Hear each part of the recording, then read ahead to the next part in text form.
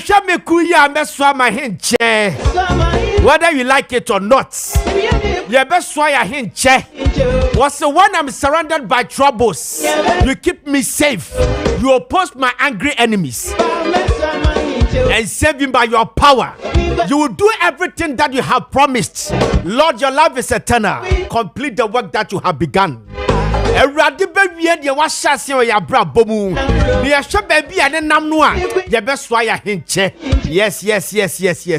Okay, 92.9 megahertz sunye.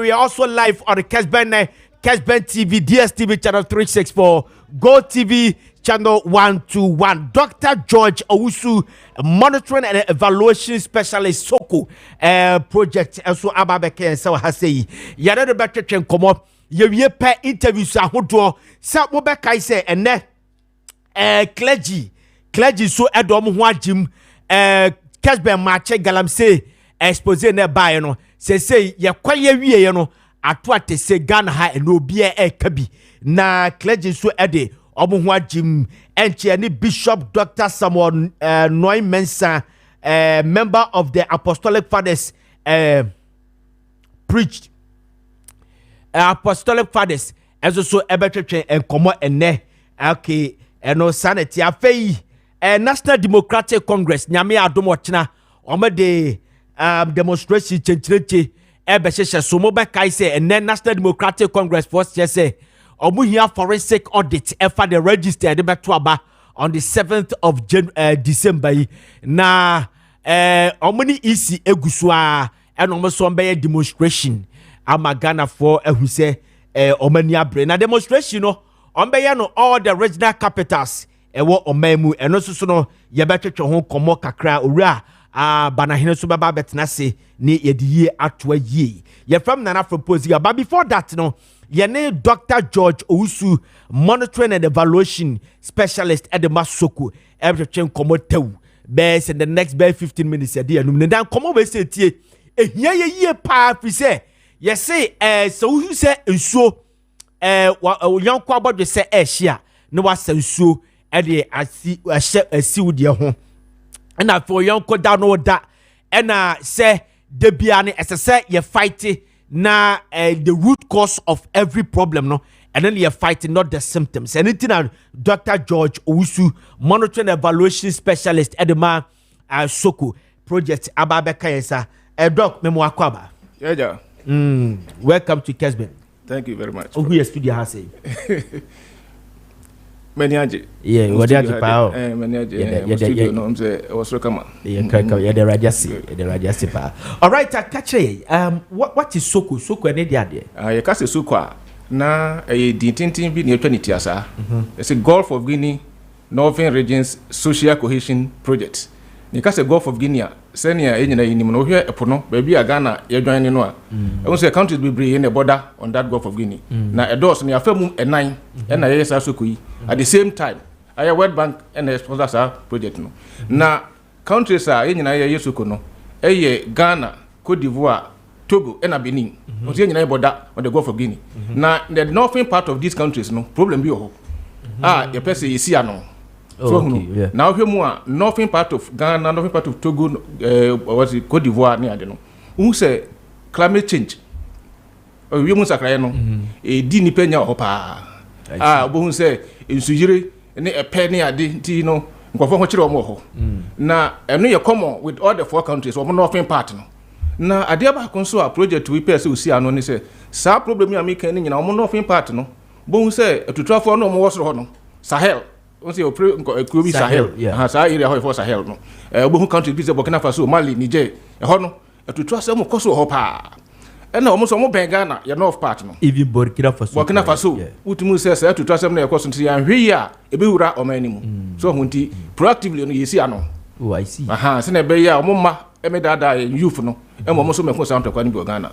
Oh, I see. And Nunti, where's our violent extremism na ye prevent no any climate change you know aiding kofu nya osoro no ene na ma Soko project no e buy. Oh okay, I'm interested in the extremist nasam now more canon. So it means that the Soko no what are you going to do to make sure say youth in the northern part of the country ebia say mo person mo kire say more yes I did nama say the extremists no HSS so mean infiltrate or mean to me influence youth no Emma almost be extremist now omu bedienya okay e de ba de na mo betimi aya mabru ne betia se ne se bi obi extremist ne so wodada no a on for the team and sani pa no you me that say o say mabru no ya na se bi adwuma no munyanye ntia woni sika na tutu ne bi ba na se wotuwe kura wonya adwuma nti ne jiwe na join ne so obeye enu nti ne pese ye ma omontete ye mabru no ye ma omontete ye pa na wono ye adwuma wo ye so ya shemu kena so hu se wo ye adwuma bi ohia sika na wo hia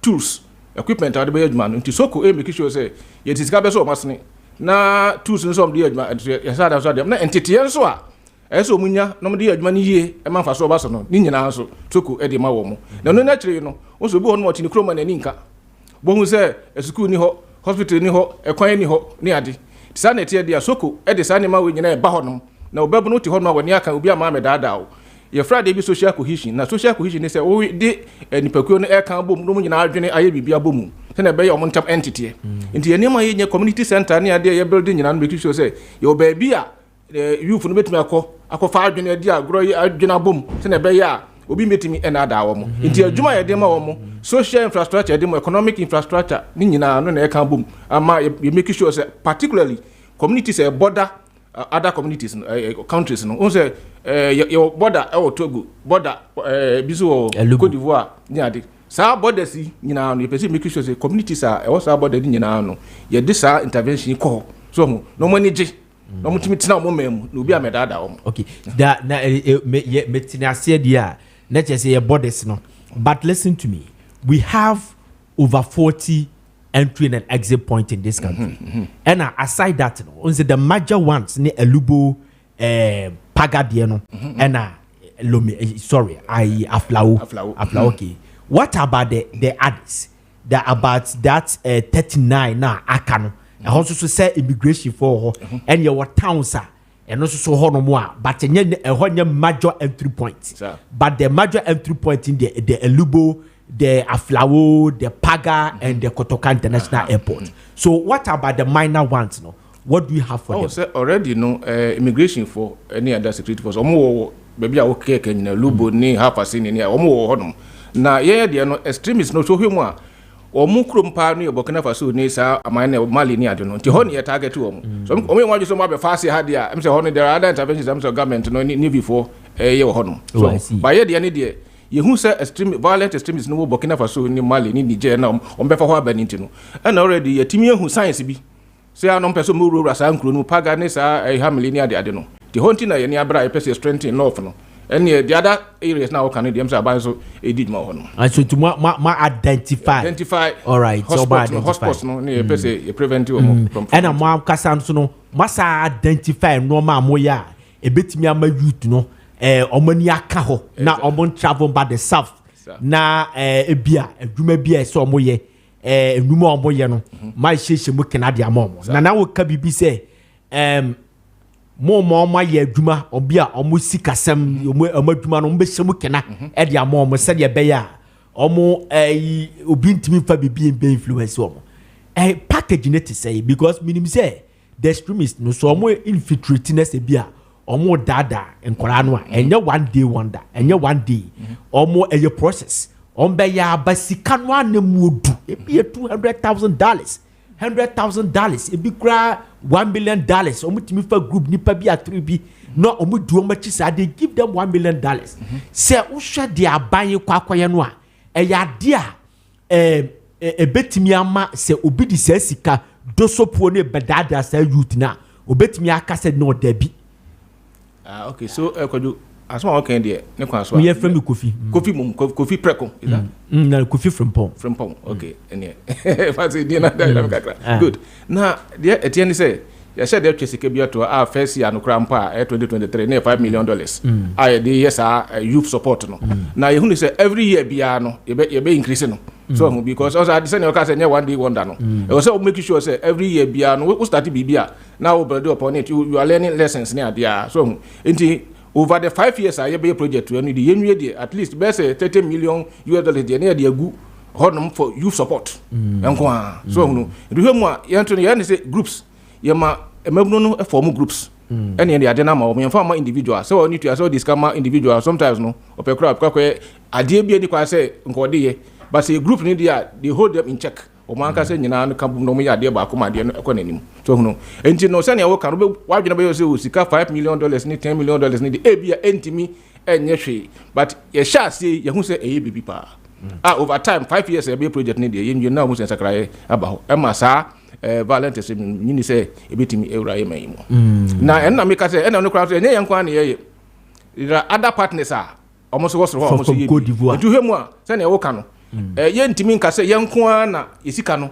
kokoya mana yesa but there are so many other partners development partners or more United Nations development program near the omo nyina hobby or more but ye part ni play no to make sure say be identify problems no yes of us problem no ni na esa ginama patriotism yeah because akora no so no Ghana me honestly speaking no credit ba ko pe ade aban be ye no ho no menye too sure say ebetimi anelin mabruna say 7 previous so bi di sika bi doso probi fi bia ba intimacy sa obi adwen by patriotism first e dia na mo ye ama nipa no wado Ghana a che sika no because I think say me dia ubisa me meka say eno na the first e see di kan de patriotism ni show mu ansa so ho di bi chi ansa na the dwuma sem no kra no yetimi aba beboa no enti patriotism no e dia measures na mudi gu akwam senya be ya ni akra no wo bedo Ghana a che sika onwene se sika ni pa de ba no ebetimi aboa me ni mabusua entimi eje ama yoni ato Ghana nem meje ama yoni ato Ghana obediska ne beto nche na oma Ghana no odo Ghana no a overshadow sade okay you made us go you say you were dey first dialogues I hold so dialogues ne come bro ni boom ne amom nchekere ne nchekere no ansakra mpo ne de sa skills development nchekere ba ne ama sa you know patriotism nchekere na work na civic education ne ade no wo hu wo wasede yes o ye ne abana said yes o ye ma wo no odwina o ma ne hu yi ansakra mpo na wo say idika kan violence asem it is our conflict prevention resolution is an menye de ma wo mo say ne mebu ono ma odo ho ko ho a e de wo ha ne beba but civic education ne nyina kan sa dialogue na ye ne mebu no e ye no I see so mo shall say challenges be na ya mo face oh so far because I think that you face a lot of challenges yeah oh say mebu no na ngasa no say ne wo kan no dodo no a ne na o mani je sika pe ho ndi say oba na so be dialogue oba be meetings ne de na sika kese bi ani kan pie mu a e bi na mo head am papa but a kire no ye sha say na sa challenge no oba da kire o mu say semfa so no afi mabro no bebre no ye dialogue na dia ehu so munyina ba bi tie nsem no ma ehu say mo involve the traditional rulers yes omo ka ho pa assembly members district assembly apart program no is a district assembly eso omo na edisi kare kra ma omo na omo identify ne issues so omo address ni nyina kwa kom ho ama address problems no antina che say fan se bia obi tifie wanya adwuma kra na mo hwe na se wo mabuna ne hu sisi ne ho so wa e bia wanya adwuma ne ye geji ne hu se ya moa sa nipa no obetimi de tutu asem ayaya sa nipa no obetimi akoplogo no na mo de naba na bia ma ye maboa no so far no ye nye sa de no ye di ka border we say mabno ni nkom mum ne mom support and obi oti sa de so de ko boss akuo no so ho ne de support no ama wo ye ntimi nkofa obi o no ne nam ho emfa support ne ma no ye strategy nti sa asisi but ya border we mabno na hu mom kom ho abom se ne be support no omo sabeka na me fa me ho abejoin ne na se mo shake sa lipa akra south mesi we see me ngini ni papa enkofo fi se ekromu ase we tutuani ono ni nipa se BBC obetimi ayi ama but me fa on fa no ho be join ne sa group na mo kan sa nipa no bende we no dey send there eno ntina say be ayi protocol ni ade ho ya tipa sa dey say on say o mabofo ana o ha adwene o yire ho a protocol sa be kan no ana say o mo aye no mo ye adwuma you fene no ye adwuma na nkasa can reach out to him say o mo de ne bebam still o ma dey ana say oni obi a o ye na adwene say obitima sakra na adwene na obo o ma no all right so we dey emuda ho pa ye dey better we but ma ka che sa extremist asem ya kai the close are ben yet catch a ben yes a ben yet to da ye ti hompope so mo be wura bi abunkurugu no masa omachi o mo ti be wura sisala no masa omachi ya did aben ben ye pa na say ye share denya hard evidence enyina so ba otu o mo nka say spill over o mo wo Burkina Faso ne no na kakra wura no masa on nti ni kwase ye dia de agro ya asem ehus asem ya pa ti ya hwe ne ye pe o be ji hin ne organ ha ye ho be chire ene ye beto aba ne ade de ne no be frem de ne no ma asem no kra o ma asem no kra na we kai say was it last 2 years you me at Minister of Security Minister Rakandapa made us to understand say Ibima be rad this country but you need baby amo and mami tiwa adu dankwa enso emrebu be catch and say omo mawura mu ni bikuta I feel say high grade you feel say ammunition ne ade a omo be ram e what this country ni baby omo adentina sankofo no so no mo hye no ma ase it can take them 10 years 5 years no more monitor system ne sa adena sa records we see institutional memory there was san the tiwado dankwa kan the kandapa kan honorable e kan ni na da ho na you focus now on the northern part of the country na bia the middle belt and the southern part of the country so ni you focus on ho ne hwade no need to make us say middle belt southern belt there could be other programs but also say your project your target but your target no enough because it say you're very close to Burkina Faso, Mali and Cuba now free hono almost see omo dan Mali ni Burkina Faso omo ye adwuma ho obi anim so omo ye adwuma ho ono bi fraba nti what will happen in the middle belt and south belt ne dem say there are ho ne so much significant what they say the baby anim say how the pa no enough nti ne focus ho no eti ya amukọ nọfọ a omutimi ka bi kira mu say omu hu bi o wane de obuze bia no say bia npa kro ne ba o ma hu say oye bia obi ba be di nkomo bi ne ade anu woko but the ye focus ne say say make sure say obi ba na adwempa de ba ne sa no a obi ani nachi enko fatu ni bi enya tutrasem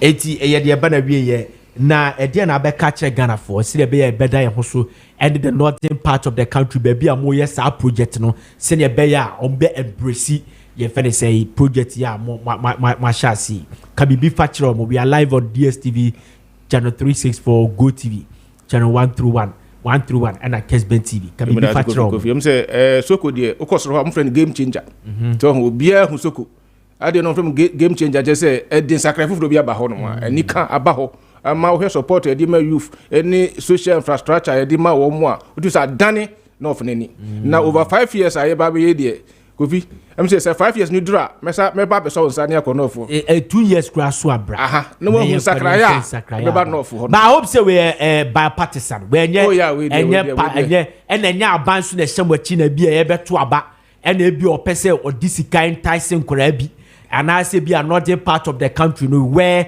the abino weak coats ewo ena e bi a washa mo soko na kata so na mo yenye saade ne de debi we word bank project yeah no 4 countries into enya Ghana bank one na yesaade no no ka say bia wa share no yesa the 4 countries are yeah they will know the same objective ni person achieve preventing that violent extremism and also fighting this climate change menace and climate change crisis now a very key yeah if you say flooding and drought ni nyina no program obitima boa amasa na nyina so atie so no ntinya ban strategy se bia or the bible supporting nkofobia na say your how na ho no conflict any climate no ntina sa project we nkofo free yakasa gumasum sisia say course eba from Alubu was the western part of omo dia na moyo we say medical bisa say how come that we have 42 entry and exit point in this country and we know say the 4 major ones the Lubo, Paga and the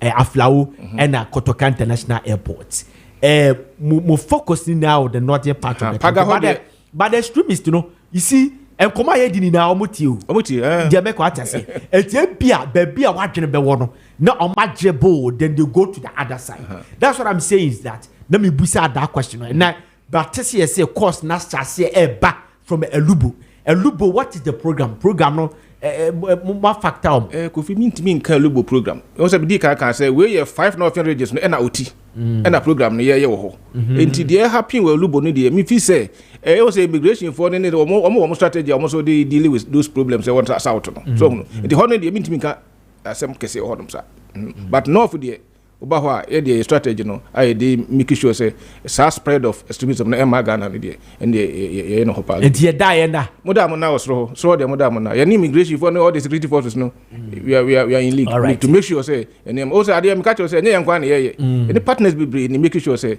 also resources no nkwa odi ntimi enye ni nyina akofo nsa enkata nyakopon enkata o nsa tenetie problem na o kan o say so pa anti say sika ya ye nsa kan de betimi aye amasa o how na free ho de ye alright ye da se pa na o ko Burkina Faso ebiasi ye no am na share border o ko Togo ebiasi ye no am na share border Cote d'Ivoire ebiasi ye no am na share border even no ke Benin de meti Nigeria metibisa Liberia so metibisa but it is said ye Ghana for soko for mo pesa mo ka kire yen say ye da ye na yes yeah the suicide bombing ne dia na kokko commerce ne baby nipa wa sore dem ya tie tua ne sa no ma na bia sisi Nigeria and then nipa kwantimi nkwa sore o mo ye virtual furniture church de bi obi pese wa tira TV hu na ye church no send sika ne type ne ne collection was through mobile money ne sa no ma no and then nipa ka dem o muntimi nkwa so ye de ye da ye na so ho no de say o ha de o mi busa bia o ha no dia mi busa bia wo see esro ho no de esro no de ba project si asase ti bi bisa se ye ne ye wase ha ye da ye na because say be free so ho na aba enti se mu sili so ho mo sili ho ye dia ye da ye na sanete modam na because from hanon so no dwumadi ekoso e ha ye aba ne cheja wo ye na project no a 5 years ye nwie kura mpo ni asanko e bi betumi extend project no ye extending this year more district to be added the one you betumi identify other hot spots. Na ye do mu nyina ba beka ho enti when they related to see Ghana see ye very say kwa because about mo ame see things see something and a part of what we are doing and so no dey and we are different from so no we are different gra no you say dey ko hu bibi aka ne dey aban e wo strategy on so this information no NCC ni other organizations no make sure say say dey no so koso.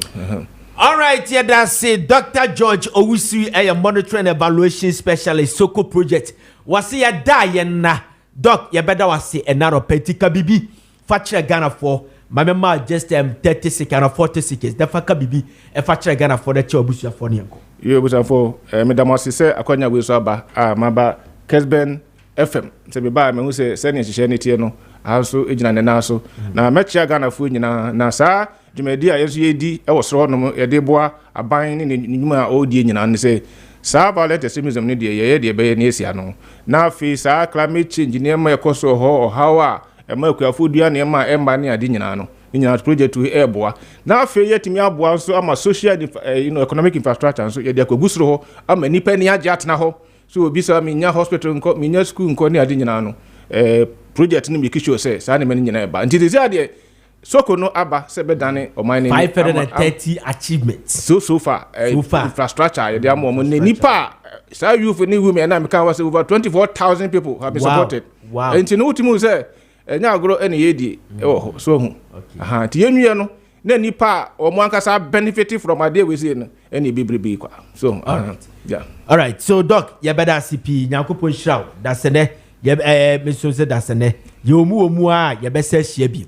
na ya saba beti sokofo de bia makon akwakoduru ye da CP yeah meso ama he chetie for be kai say be se 2 weeks ni na Kessben Maakye dwumadie so ye de dwumadie bi esi alisu a ye pese ye enezi ye be se ko galamsey de etu ase e wo Ghana ni ye bia obi beka se ye ya famude na ye de expose yi ba ye ene Ghana obi e ka ho asem ena ye say clergy group enso so ebi edo omo so eho agim na mekire apostolic fathers enso do omo ho agimu a omakasa e de afa galamsey ho na ye be kone akwa akohwe video bi abra na Dr. Samoni Noy Mensa, a member of the apostolic fathers o preachy at the ho yanko ni yanko video ne emrasisi a ye ba enche ye benya reverend ewa homano so bishop ewa homano so na ye ne na atwetwe nkobo. One aspect of the destruction we are seeing, it means that they said no action, even though they have one aspect of the destruction we are seeing. It means that they said no action, even though they have reported this, nothing has been done. State institutions, government hasn't done anything about it. Some members are in government and in their party who are responsible for the mess we are in. Nothing has been done about it. The police is aware, nothing has been done about it. And it is a life-threatening now to all of us.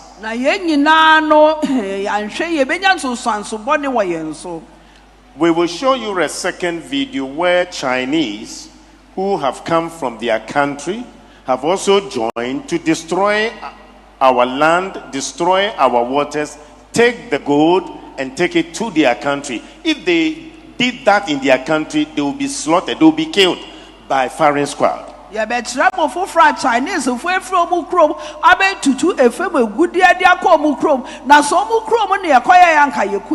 in China, it is illegal. You do that and you are arrested, you are killed. But they have come here to do that and get the money and then leave our waters to be destroyed and poisoned. I'm speaking on the topic, galamsey is killing us. Either we kill it or it will kill us. Galamsey Kill galamsey or galamsey will kill everybody here. We have been told that now when water company treats our water, 60% of the water, in other words, if you divide it into 10, 6 parts of the water cannot be used. So only 40 is left for consumption. Using it is not really pure.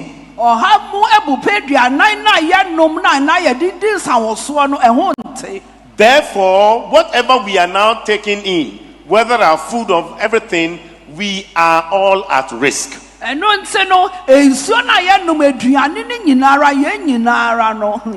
let's look at the second video.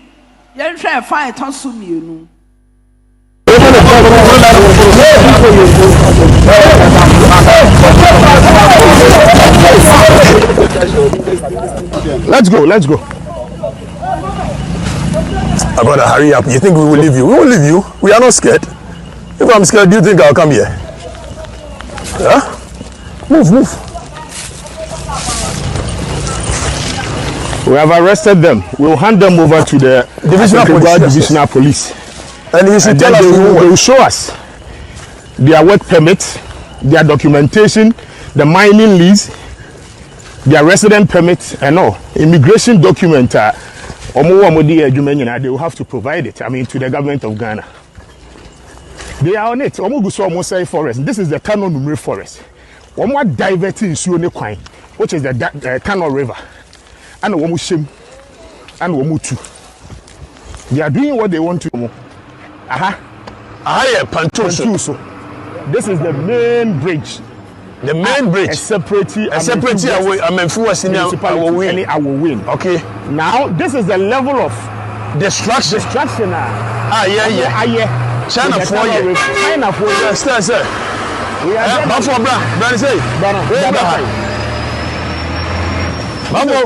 Ghana for the level of destruction. Turn on Siono. To the point, sir. And this is what you mean, medal cramani. So to me, medal of Tano and Sutobre money. Everything is gone. Wow, how they are destroyed, and everybody is quiet. Everyone is quiet in this country. Everybody. If we are losing the Tano River. Tano River, say every. We are losing it. And everybody is quiet.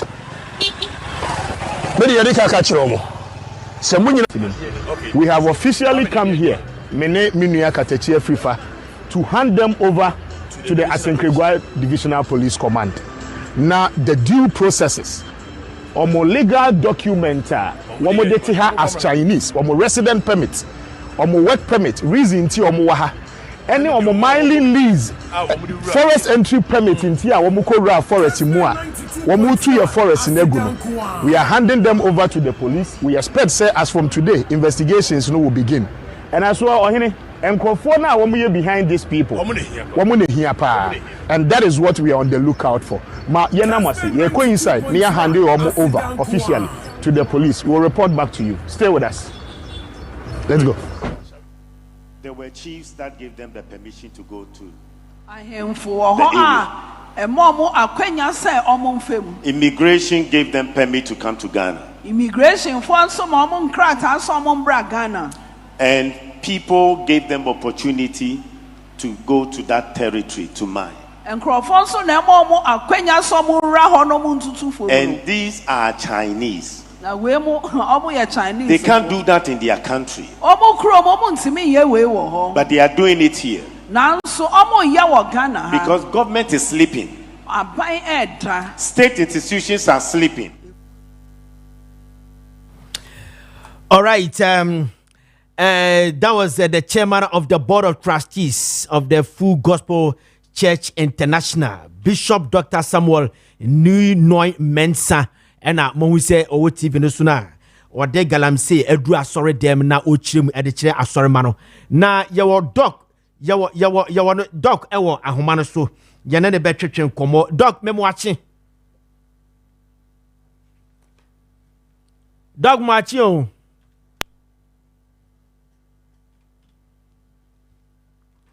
hello yeah doctor memo achi o okay, say ateko yebesa enya dog ebie ewa ahoma no so dog na ma hu say owo TV no so no na ono ena ye chairman of the board of trustees edema asoria for the gospel church Full Gospel Church International. Yes, okay. Say dog asaba ahoma no so bishop asaba ahoma no so waba. All right. So galamsey hun tokwa ene Ghana obie kubie and a doc and I say bishop new noy ediadu na sorry dem a wo kira sorry ma no the exposia Kwame Appiah Kubi wani wakatache FIFA odi ni dwuma edema Angel FM4 Angel FM ne Angel TV omo ekoye hu adwuma no eno no they say clergy su do omo hu agim ena Chinese ambassador enso so de no ho akasa e de afa ho eti yenko matese ese doc ayina aye ready yenko ne yene enko twenkoma doc me chiawa no pay yeah, that's it. Thank you very much. You know, simple. Yeah. All right. Now doc what kasapa but ansa ne ye betwa yenko no so no gina so na me kobo video bi enkyerɛw eye Chinese ambassador Chinese ambassador yes Chinese ambassador to Ghana also waka asem bi Mr. Tong Defa aka asem bi dia fa galamsey no ho ana watu ni compatriot for so watu omofo etienko ne enko hwe sa video na gina so na ti asema na work. Okay. To do things legally, to do things according to law and local laws and regulations, and even traditional customs. Like I know you have a lot of to do things legally, to do things according to law and local laws and regulations, and even traditional customs. Like I know you have a lot of traditional customs. We ask Chinese, that's our way. We always, I know there are some Chinese, not all Chinese, there are some Chinese, involved in this illegal mining, but we discourage them. And I follow, because I was accompanied President Akufo-Addo to Beijing. He even mentioned this. When he met our president last time in 2018, our president said to himself that if any Chinese committed any illegal things here in Ghana, you do according to your law. We support you do according to your law. So we discourage Chinese people doing this illegal mining. But I read the news now is a topic. Actually, you have a lot of regulations, but not all people, even including Ghanaian people, they're not abiding the laws. I think Chinese people, they're only very tiny of them doing this. But we are, even in this year, we are taking a lot of measures dealing with this issue. All right, Doc, Bishop, Virginia said, Utie, then I walk on. Yes. Now, Mame Shasem Free say, was say, Mrebi. Nanado down Kwakufado kwa China. Emane yes, are reporting the my Chinese president. No or no, Dr. Ton Defano Ohubi. Na Chinese president catch Nanado down Kwakufado say, China for the be back Ghana. That's more yet a year galamsey. According to Ghana law, no, that's a Ghana law ne franoya or make sure say Obama law ne no omedi. Now here we are. Yeah, I think that I'm much more effective. I'm not too good in my tea, so let's say no problem, no problem. Yeah, I think even that recommendation from the Chinese president tells us that it's an embarrassment to our own country. It's a disgrace to our leadership and to our collective image as Ghanaians. Because he was just telling us that we have our own laws. So why do we get frustrated and blame the Chinese for coming to Ghana to do illegal mining? What is wrong with our laws? So what he was trying to tell us, in my view, is that make sure your laws are working. Implement your laws. Enforce your laws. And then if they have flouted your laws, punish them according to your laws, because you are a sovereign nation. So for our president to go to China to go and plead and probably talk to the president there is an admission that the president has lost the battle, has lost the fight. They have lost the political will to correct this. Was he thinking that people should come from China to come and, correct the wrong? Or is he expecting that the Chinese people should come to Ghana, or the Chinese government should come to Ghana to come and punish the Chinese people in Ghana? No. So that should tell us. He was only just telling us, hey guys, you people have your laws. Why don't you ensure that your laws are working? Why don't you enforce your laws? Why don't you arrest them and punish them based upon your laws? So this is even an embarrassment, to us. And so that is what I would say, that we are responsible for the mess. Our leaders are responsible for the problems we are in now. Do we always have to blame our leaders? What about the people that the indigenous, especially the traditional rulers who are also supporting the galamseys? They're encouraging them to do the galamsey. I think at this stage we should find a different approach. All those involved, all DCEs that are involved in it should be arrested and prosecuted. All ministers of state involved should be arrested and prosecuted. The chiefs must be arrested, those chiefs that have given the land, any business tycoon who is involved in it, civil servants who are involved in it, all these people must be arrested and be prosecuted. And possibly we should come up with a new set of laws where when they are found guilty, everything they own should be confiscated to the state, so that they should lose everything they have acquired illegally, for the destruction of our water bodies. But the mining act law has already been amended, and the minimum sentence from 5 years is now 15 years, and the maximum sentence from 15 years is now 25 years. But they are not helping. That is why we say the problem is a political will, and the enforcement of the law. We must approach it from a more different angle now, And I think that, in my view, there can be what I call the 6, P's approach. And the 6 P's approach is where we need to ensure that there is a purpose. The first P stands for purpose. What is the rationale for what we want to do? Number one, the people, that it is destroying our land, is destroying our people. The second P must be a political will. that should provide leadership and ensure that this thing is going to be controlled. And then we must have the strong policy. The policy will govern looking at the current laws and laws that are not in favor of controlling our water bodies. We must redefine some of them. Some of them need to be repealed. Then we must put in a plan. The fourth P is to put in a plan of the strategy in dealing with it. If it's giving us the next 7 years or 8 years, then we work towards. Then the plan, a program. Number 5 is the program. The program has to do with, we need to put in livelihood. The people may not be working, they are not working, they don't have a job. So what programs can we do to empower them to create a new work industry for them? All right, because we can't tell them stop the galamsey and they don't know what to do. So we must come up with a new program. It will take time, but we need to develop a new program and also improve the towns these mining industries are.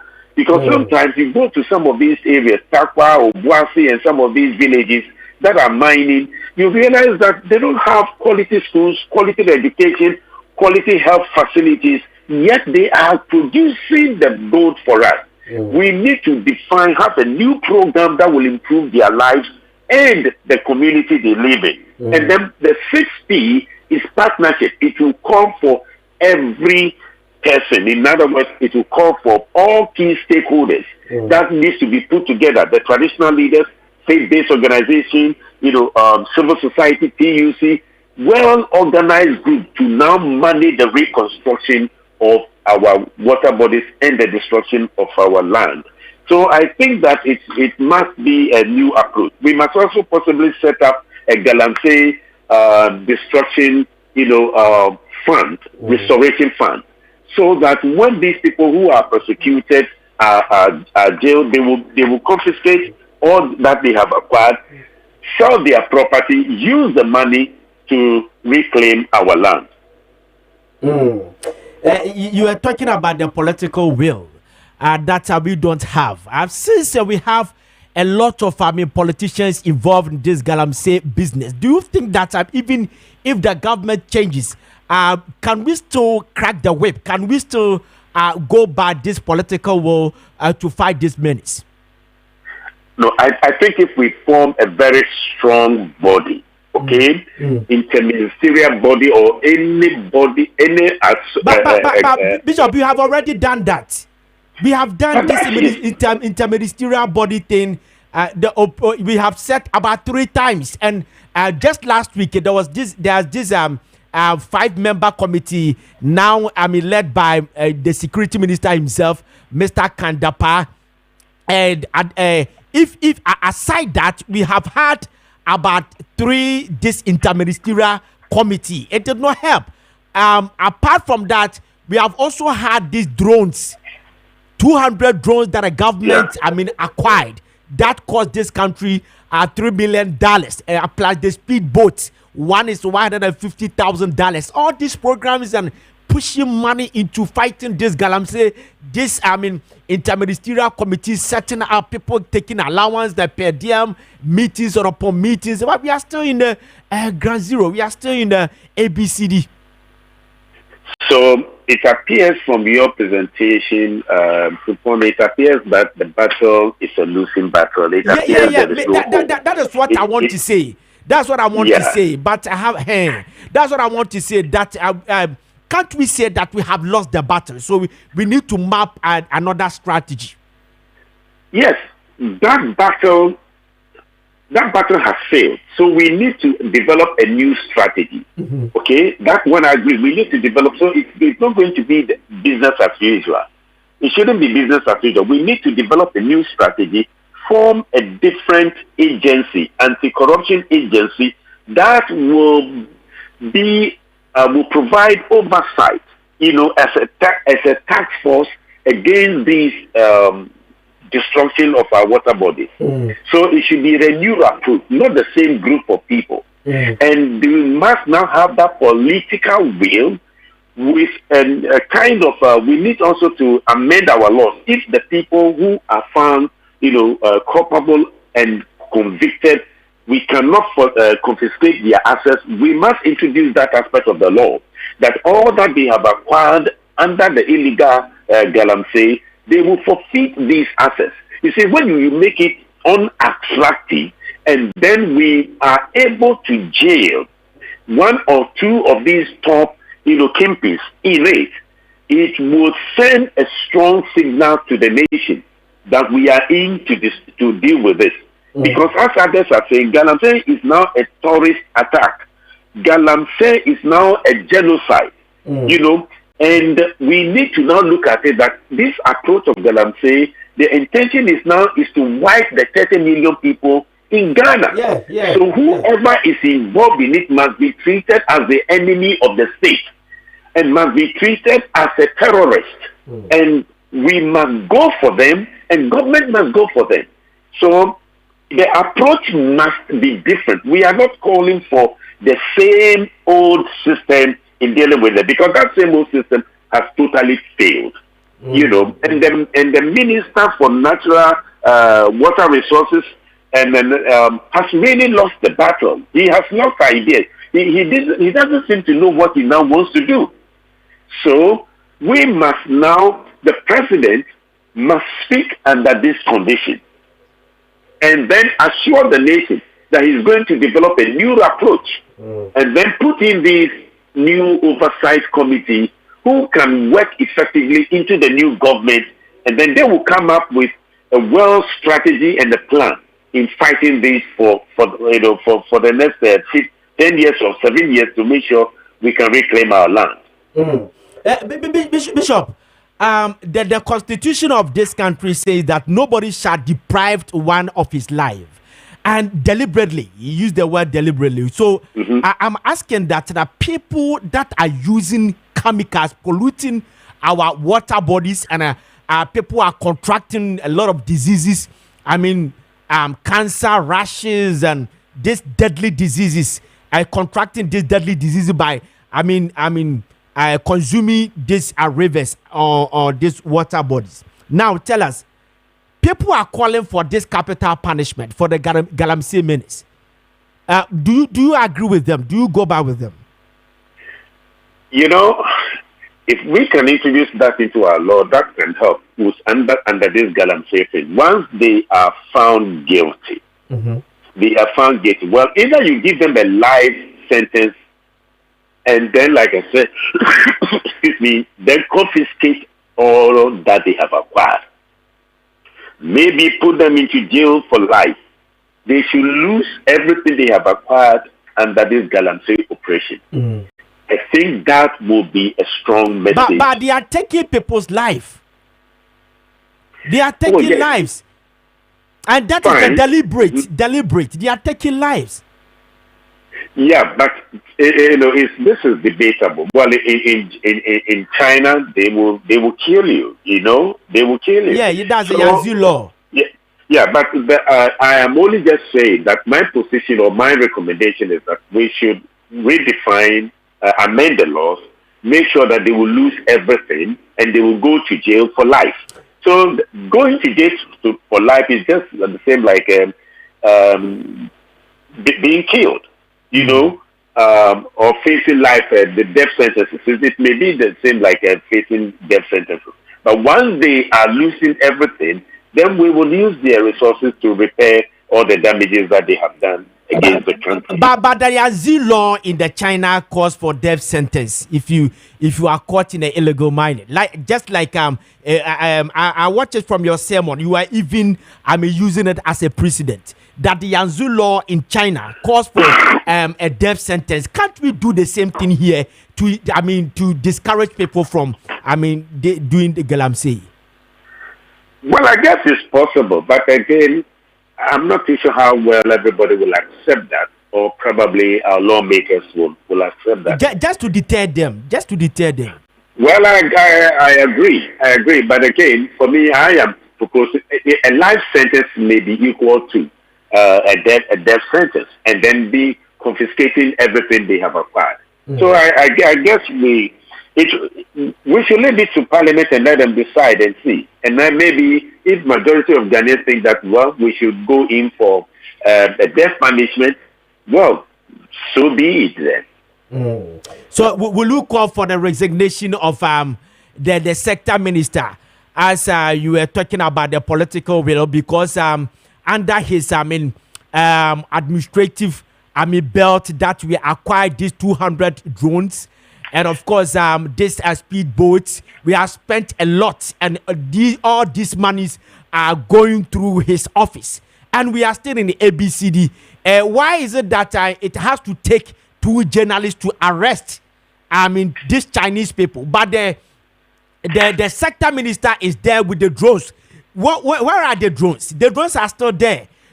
This country, we have lost $3 million plus these speedboats. The money that we spent on the speedboats, we spent over 3 million Ghana cedis on reacclimation, on all that. So we are wasting money, and the sector minister is still sitting there. Will you call for his resignation or the sack?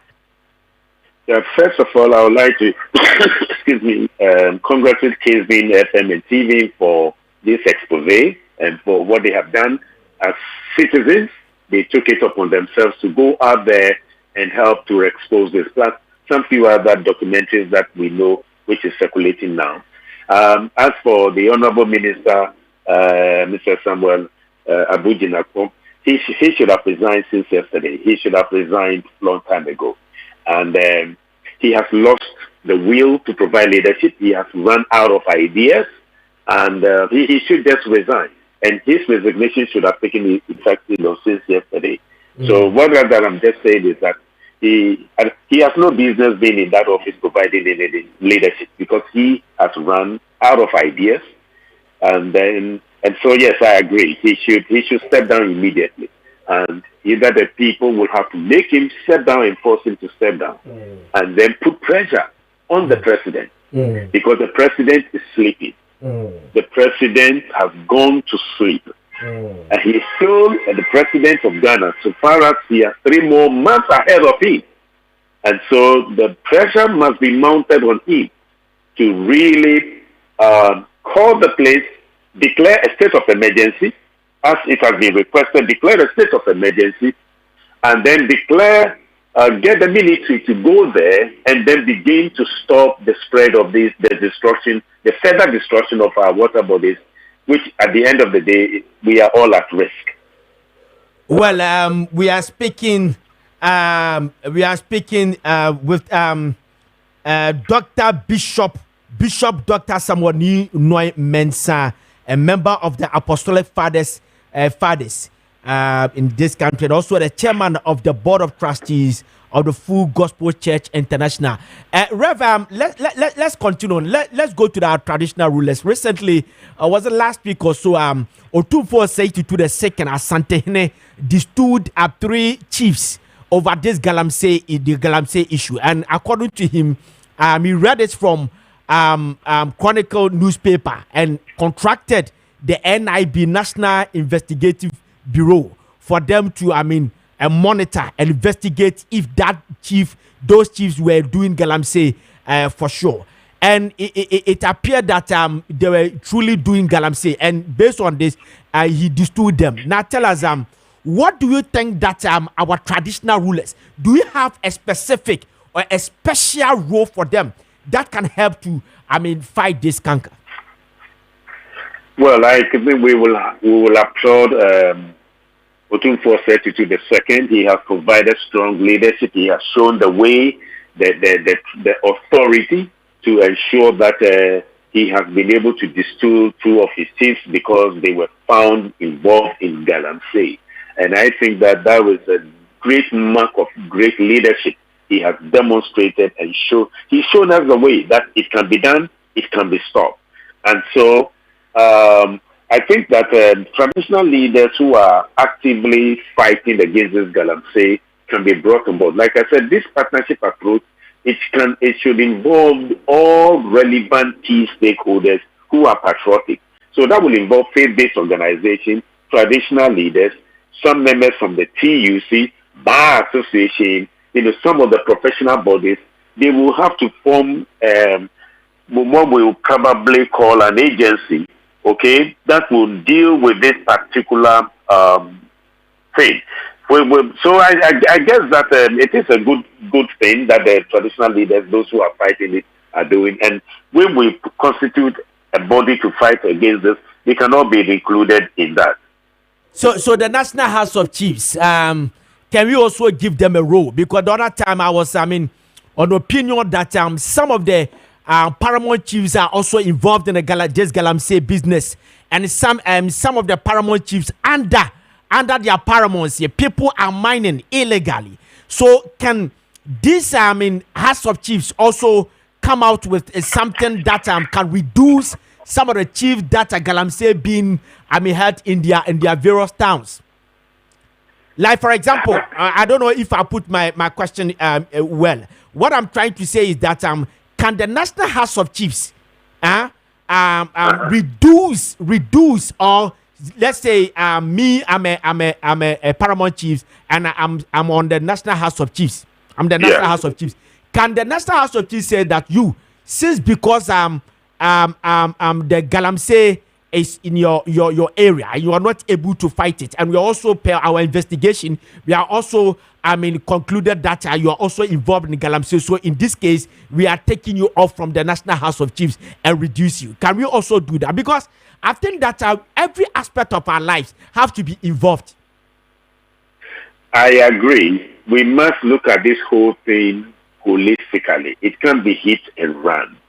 And we have said that all those who may be found involved in this galamsey, I said for about 5-6 categories. All DCs. 2, all ministers of state. 3, traditional leaders, chiefs. Business tycoons who are involved. Civil servants. And any other individual involved in the operation of galamsey, all must be arrested, prosecuted, jailed, and then if they have any property they have acquired under all these things, confiscated. So that will cover what you are talking about traditional leaders if they are involved in the House of Chiefs, traditional House of Chiefs, and they are in there and they are involved in it. Definitely they will be affected by that. All right, Rev, let's end with this. I hope Dr. Mahmoud Bawumia, the new Patriotic Party flag bearer, has met the clergy, and the former president John Dramani Mahama has also met you guys. So tell us their campaign concerning the galamsey fight. Which one who do you think is ready to fight this galamsey per their message that you heard? Well, so far, I am not impressed with any message that is coming from their camp. But remember, you see, we have also over the years... All of them. Ghana, sorry? All of them. No, what is the credible message about fighting galamsey? They don't seem to have any credible message in the fight of galamsey. Remember, all these 2 political parties have been involved in this galamsey. But under this current government, it has been worsened off. It's worse off under this current government. However, we are saying under the Alliance for Revolutionary Change, which is the third force of an alternative government, okay, that has a message of finding out how to deal with this galamsey with a well-detailed structure and program, okay? And it's just like what I have suggested, that you put in the necessary plan, a new policy, and then partnership, and make sure that traditional leaders will be part of the governing system to fight this. And under this Alliance for Revolutionary Change, and that is what Honorable Alain Trementin is presenting under what we call the Great Transformation Plan. And I think I would recommend that approach, okay? But from these major two political parties, you don't seem to have any strategic plan. But under the Alliance for Revolutionary Change, for which Alain Trementin has espoused, there is a real hard plan in fighting this galamsey and making sure that the people will also benefit from the mineral resources in their towns and cities, because they have the right to benefit in terms of improving their lives and in terms of a quality education, quality schools, good roads for them, and the first-class cities be built for them, because they are producing the minerals for the benefit of the entire country. So for the 2 political parties, we don't see a serious commitment in the changing in the fight of this galamsey. All right, thank you very much, Ref. We thank you very much for having you. I hope to have you next time. Thank you very much. Okay, thank you very much. And that was Chairman of the Board of Trustees of the Full Gospel Church International, Bishop Dr. Samuel Ni Monoi Mensah, a member of the Apostolic Fathers. Okay, thank you very much. And I'm what to say, and then no etchetchen command. Honorable Banahine Ababe Kayensa, on so Yanene Betchetchen Komaka Cram Fata, you bet in a drink and ya fast someone. Doc Eka Wasemno, Bishop Eka Wasemno. Now, Fay, ye be call National Democratic Congress for our demonstration of Bebasonia me admo ochana. But before that, no, Medika catcher will say, as I say, a poem within you cannot listen to morning show. A Brian Kawa poem in some infantry. And ne see a do ko baby. Now quite you a poem dear see a chiwa dra. A bet me a more DE, a Bama or what in SCPT, Menum Tintin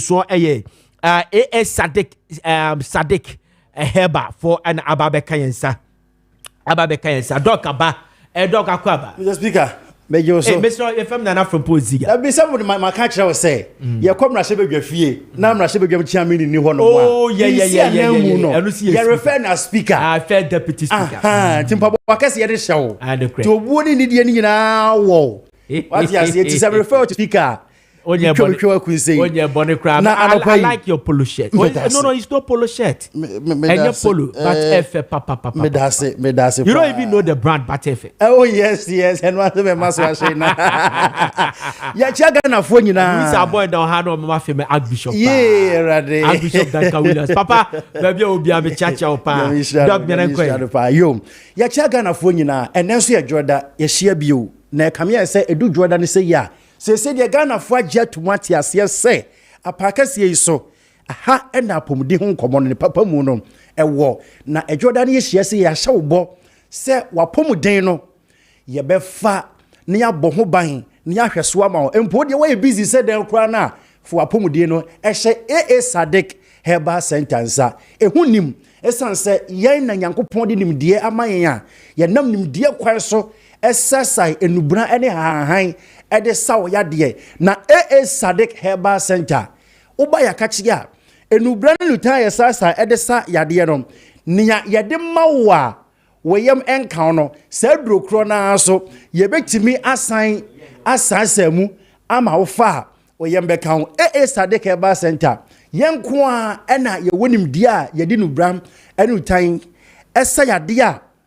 Yadi biara yadi ho adrobe ma no CFR 5 kilos CFR weight 10 kilos CFR weight 2 kilos ade yade frafra ya ye betimi asan nam nimdie kwan so ada aduro no ne yafa ne 5 no ye be fa 3 ne yafa ne 2 no ye be fa 4 na sadro kro na yasen aka bom na ye de ase ade fofra ma ye no Sadik Herba Center na openikasi a wade ano Dr. Sadik ene national PRO sister Pat Semen kan chemo say obochia mo pa na no pai me bayan komoni eketua bi me pe obi a wo so ye Thomas Chindifo ya wo bi a stroke abubu na gu hono mu a wontimi nsore nante chese ye ma ne so ne agani mu ano wo kofom sa Chindifo no na me pe bi na mama no Flexon 600 no mano nom na nintimu ada ho no asore waka do be se gane na so atumrika bio Flexon 600 eye adwuma se nkonya se wanya stroke wabubu agu hono mo a emfa nhye utirimu da se wo wiase aba na wieye entime se ya maame ya papa nom enamafo a yesi so a ya de stroke age nipadua boso no wadru eye Flexon 600 na da me kan se ensunsan so a ekofa stroke ya de no eba no a doctor for me yehunu se yenua ne de munye yensuo munye na kane kura no anka obehunu se wo bia nya stroke a na sabe manu sisimina so anka ya maame ne ya papa no na se ye nananom a wo modi nkyene botoma wo modu mu mpani fie so 80 90 100 ekono omo nanka sabe stroke ya de no eta visit wo mo se de a doctor for hwemo me ate ase se wo bitimi nya 21 years na wanya stroke adentia enuani bi a yedi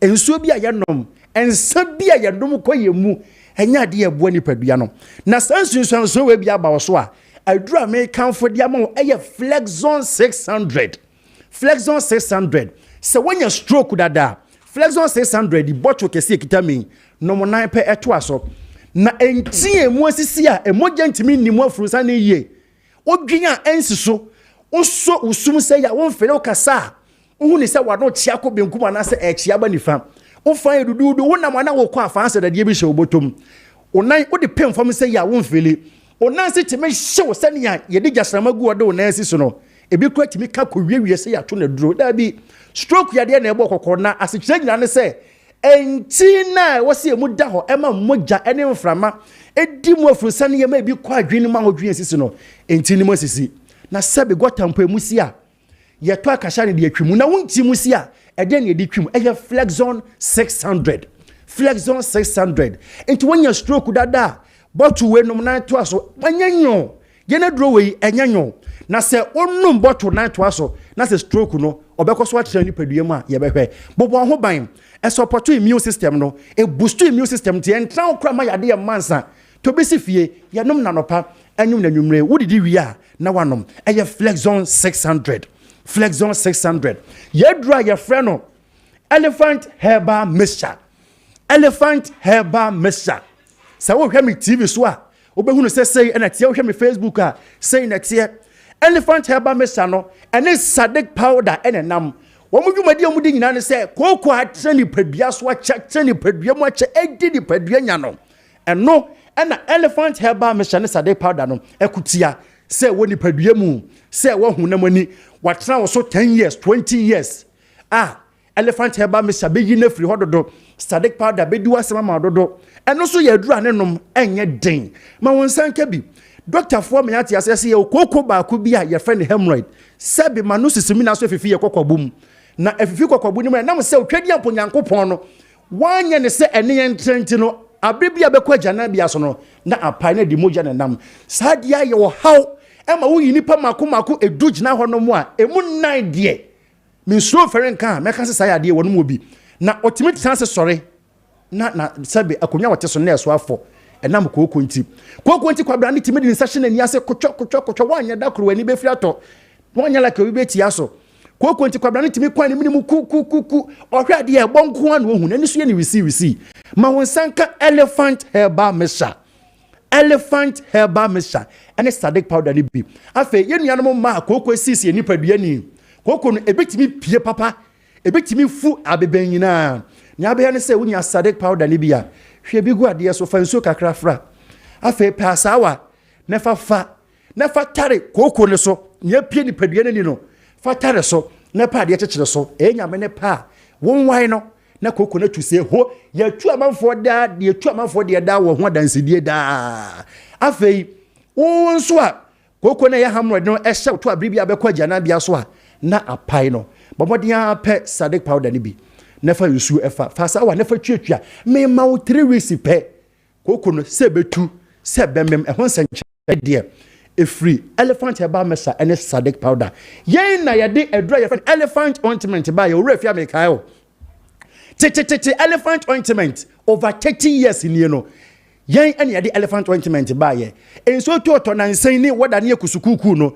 e de awo ene nam na eba ne sa yenuanom a yare sasabro no wo mutimi mpie de bia de ntuma akuri ye ho ma wonsanka elephant ointment fa twitwi waposo fa hye ni padua ni nyina ahotutu bi ati ni padua ni mu no ebe free ni padua ni ma wade ho wanya kwansia mre bi atwam ama sunsun sanso aba wote wankasem no nompem twetwe wochi de bia da obohwe wiem sanso wotena sepa na wachi nompe wo wa elephant ointment elephant ointment and American for the amount yenuanom e bobo wonan mabu wonan ya fekire ma wonsanka elephant ointment afei ye ma me ne yan papa no mu a yedu ye mpani fie so ye kotodwemu ahu no se wonya elephant ointment na wo de star so pe rubber fita edi brodo ehye mu ibi fa kekire so pe bandage efa so na heat no emowra wo kotodwenim eyenya me ne pa enam nsenchane a elephant ointment ayenti no obesane no na ahoden aba wo kotodwenim poma ne kura wa obeto atwene aseda eye AA Sadek Herbal Center yen yedia sense Flexon 600 elephant herbal mixture and Sadek powder and an ointment no eboa manfo papa ɛwɔ Ghana fana babia wode wani kyerɛ wo se AA Sadik enu no wo pebi wo nsa bɛka ɛnya wo tisi nkran krodua mu ha se ya yenye na kora o kan hye drug lane wo behu ye wo ho Kobedia Enterprise wo benya bi Kingswalk Herba Rupash Herba Tinated Herba and Hellos Herba Little George ɛwɔ Tema Ashama Yekus Pharmacy Nkoko Hillside Pharmacy Kumasi ya Kolenak Herba Misty Herba Apidang Herba Fredimens KO and Mama Beki ho aya abesam takwa owas abibidro fie bogoso aya unique herba sunyane Green Light Pharmacy Cap Herba masom aguna so aduro aya Lincoln Pharmacy babi amabobo so nyina no wodi wani kira benya bi freyen e was 0241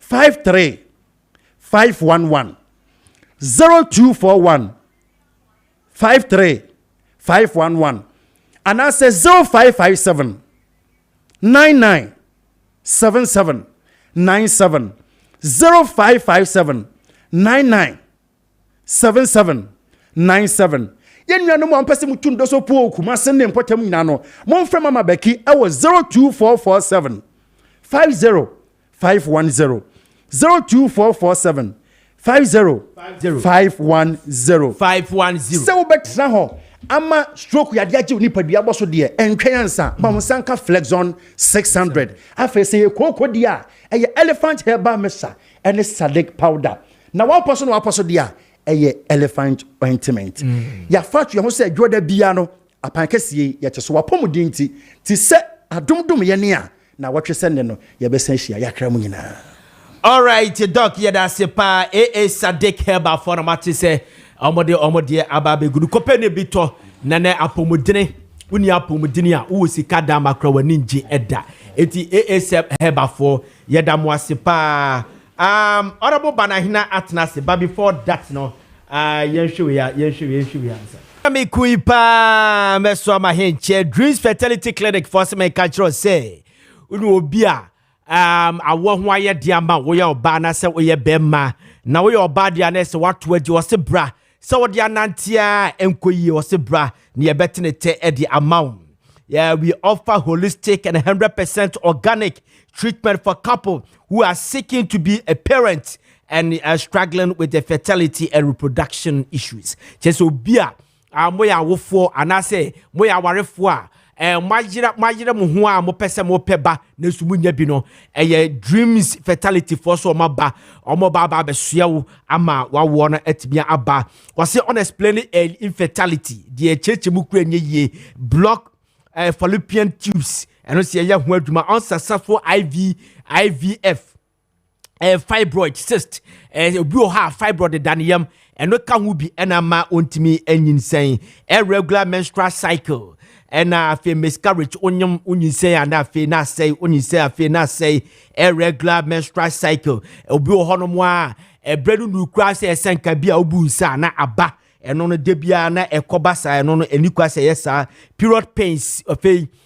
se wunya mensisa afi na waya se eyo ya premature menopause obi o hono mo a na onu ebrad senka bia okono menopause na afi 40 years call 39 years after bon say ni menopause no na unity wase ni na abra ye betu ase e dia ma low sperm count, low libido, sexual dysfunction, after penile rigidity, erection problems, penis strength improvement, obi ohonomo a otimi no obada kama na emom na yini mu ha ase emu ayemre do se fabra thickness enhancement among others or say 7 previous or bema no se ebia esua na se bia ntimi nya de opese enke eya oso pese mu yedu na sa ye tenten so no so de ba ye ba hu adwuma de amam na Dreams Fertility Clinic for some control say yenro no eye herbal medicine ban ye di free UK and any New Zealand and ye dia ba na FDA for so say de o set mase a o masa asese ye betimi e dia ye adwuma na o some control say the ultra modern machines and abapa ewa ya sweye eno no ewo tema come to 22 Estate Junction eho ena yewo no asem kan cho se free number we sisi a 0597225388 0597225388 and 0597225389 0597225389 and 059-955-220. 059-955-5220. Dreams Fertility Clinic, or the leading clinic in the fertility solution. Na kwaje wawo ntempaso na. All right. Amagana rice, arise Ghana. Amagana rice, arise Ghana. Emona de emune sham. Amagana rice me culture say. Ade bi ade amu ye bia no ene Amagana rice. Say we wache, we jollof rice, we plain rice, we rice water, we mutu Amagana rice. Say we dinifie, say we ton Amagana rice. Say we chiche Amagana rice. Afeso nesa wo chamwa Amagana rice. Sa afeso na wonwa achiche so Amagana rice. Emono ye fefra ma no na dia ba ene yanim dia fefra ma dia be kwa kofa susu so dia brew. Amagana rice de ye no Ghana hasia ne dua no ene ye te no ha ye so ya package and ye debro. Nanam se Ghana haya ni dua no ye package no ha se nintino. Udi ni na esaw yare. Ghana yanko ye ni Israel e na wonua udi eduro ye de prekese udua prekesa etimi efifie. Jese Ghana ya sase ne ewade na ama Ghana rice ye dua ne Ghana ha ne te ne Ghana ha ye so Ghana ha na ye package no Ghana ha tiri udi ni na esaw yare bi na eno okun a Amagana rice the real ni pedua mu di no 2 weeks pepepe na ahwete yare ne de ko afei se atra so ache ye de aduro ka wa ne ko Amagana rice bra so ye na so be ye agent etu asemen kan chia mo approach for doctor for nurse for do for ba ne memeto mi aje bito muni na ya Amagana rice mo mfa mo hunjim ene Ghana wontimi nya adwuma ba ko che wo ye adwuma mienu ansa na watimi adiye pa fi se obi adu ho betimi de salary a job aye millionaire chia wo di fufro e de ka ho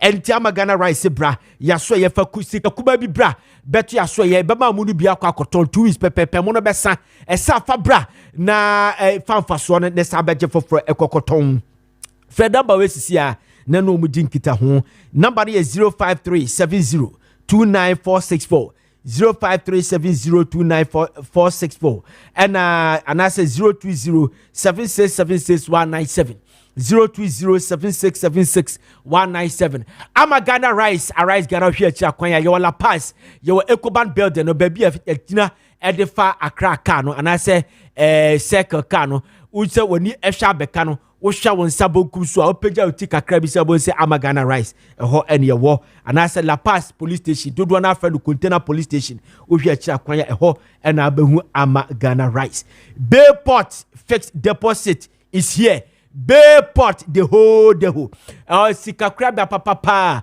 udu sika koto ho no na wasomu adwo Bayport there say ye bibi ye banking clean up ye bibi ho de order no wada Bayport the whole say choose the Bayport fixed deposit eno no ni ye wo anoma pia odo ho boya ubetimi adi or say you can also you can earn an attractive interest on your money. Attractive interest padu sika beto ho ne ye programs ye rolling na no odo hujimu a ubetimi anya an attractive interest afei you are assured full payment of interest and principal when the maturity is due so the usika ba beto ho no na se bia program bi ye rolling na se bia e mature sika na so unya no on sabe ka ne pepepe ye wo sika krabia bi wo ho no ma adu sika koto ye so ye program we se fa sika beto so the sika beto di bosome edi na atweme ense di na atweme enu ma atwe ba ko a ebe wo anya sei na ye de se sika na ma so be kon na ente sa ebi wo ho no mo a sa tam na aso no a ese edi sika na de ma no afo be hwe ne ye koche miensa ni ama bu ba ko ne aka cho se o de okoso da okoso na se wo ya ene ye de be ma afa ne ye confuse na you frustrate you sir Bayport the entire flexible options you are 3 months offer ho 6 months offer ho and you 1 year offer ho de o pebia no obetimi do ho akwa kodwam e brother so pe usika di na e intact de be ma you are affordable you can also sign on with a minimum of 5,000 and no obetimi assign on obeni e be ye adwuma o say free number we sisi 0245 153283 0245153283 and now 0263007622 026307922 Bayport your future now Bayport the whole okay as the program progresses no dia kanina no ye de betu da na before honorable banahine beba no mame na kwa aba na dreams fertility for esese no omotwetwe nkomo esese ese timu biem ema nkomo a mo de na me ka ho asem de chem fa awo ho no esese ye busa omu yie pa omu na betimi a kire mu yie because ye say Peter Oha Paul nkanya mesem na mame honorable banahine akwa abansa honorable akwa aba yeah bibia boko de enipa de da ba kasa bibia ya boko no oza nyankopon kro amori nyina pe I see ka kire se dipanto aso ti bebre ye danko gufu ado ani Dr. Mahmoud Bawumia ama bo am fie do adi anim hwemfo ma nyina ne ne adin bia na ho den pajuma din bia be firi hiamu de em senda so ho okay namba mi hu minia ai unia tie bedi nko boni wo mutrimu o boni nu ziga o mai hu do tia me so na bo ho de fan ko ma hu do tia boni nu obi atrim galamsey no de be ntimi mu ai yes de ko dreams fertility for fertility clinic for ababetnasi wo wi akira kwan ya ye wotema committee 22 wa wo ho asem bia Dreams Fertility Clinic. Dreams Fertility Clinic. Metimi akani ye mo fan cheme pa. Mesi ye watem tema committee 22 estate. Janshi ehon ye wo. Na wa wo asem bia wo obi awo ho problem bia. Sen ya ye bia se wakọ baabi ni aka tro se wintime ngo dabi. Ehon ye mfanfa ho no. Ye besia no ye beye e dia ma. Otu oma ba omo ba be chichi ma di kontia. Ekofa sa no ma ne ba. Ai konso a ye betimi afa so a e ba mu adura. Eba masa no mani na waje ofa hudie doc akwaba chawa pacho bejo so bibia bokode already adum ni ahwe ye ho ye pa yes Kessben is blue and you are also blue of course you know I like your time we don't share that pa so we are down yes yeah that pa yakopusha Dreams Fertility Clinic right and then na moment right ti ba minchi atifo no mo hwe nyina medinche free Dr. Sharon Chen free Dreams bro you can Dreams Fertility Clinic as an edinu etie no awo anase family clinic ban say awo mu nsem ana oba wanya a friend say problem bi wo awodie mu asi awo ne kwan ana obi a ne mre nso ye problem bi a doctor ataka wan sem pae ma obi ho no ma by the age of 25 ombu ni nsa and it is impossible say bebre kwa ubi full line tuba we bebre kwa onya 25 30 years eko onya 45 years is the medically approved year and I say age oba edu ni menopause but obi ho no mo onya ndu 30 years kra ombu ni nsa obi nso obu kra no ono obebu a eba ba akopa emba biu enti aya no obi so te cab enti efa na mani ntudwa se na ebe ya obi te cab obi te ma frɛ no waje akirebu ni yie Dreams number no 0599 0599 555 220 0599 555 220 and 0597 225 388 0597 225 388 enti se wo yo ba na umbu nsanko ade a pacho eni kwan se wo hwe awu akiri kwan wo se obu nsa na otu nkosua ansa na wutimi ne obe mahia ono so ne spermatozoa ne ayi no ene wahia nkosua na watima for yafuru enti wo yo ba na wutimi na umbu nsa me pacho otu mi kaba Dreams wo Fred Dreams number no a ye ho no eya abrochi ne de aba Ghana eye appointment basis ofra doctor no be call appointment ni ama o date ni time wa oba be sha doctor ye mba ho no straight enti wo bedu ho no mo a ne yekoso o ye onipadua mu bia si kwa ma wo hwan ye den no nyamidi mu nti doctor ye bi pen ogusu a oye adwuma wa ye o UK for over 25 years and our BBA branch o Ghana enti pacho enye local chemicalized medicine and our de ma New Zealand and a UK nra ya gia tuma abruchira odi ye adwuma ya bona baso bebre and odi abagana o say uyo oba na wadu 50 years impo na watwa bra na unya wo ya na opese wo ubedu ho no mo a o waduru ode be ma within 3 weeks ono beto ncha 3 weeks se umbu nsa ya 3 weeks e wo se obu nsa ono beto nchia what do 55 even 60 years now person wo ubedu hon mo no beto nchia omo waduru a wa wadu 60 years a wotwa menopausal age no besan bu nsa bio na oba unya bu nsa pa it means say ujina ho se obetimi ayeden afọ ya furu number no 0599 555 220 and 0597 225 388 and 0597 225 389 0597 225 389 Timi srow oba wonya miscarriage ade ba ko itibe miscarriage ba fibroid because fibroid ni be si wawudie ni mu a fibroid ni be ye tissue honam na fifiri woni padua ni mu na akwara no nso a ofifiri ba no nso ye mojato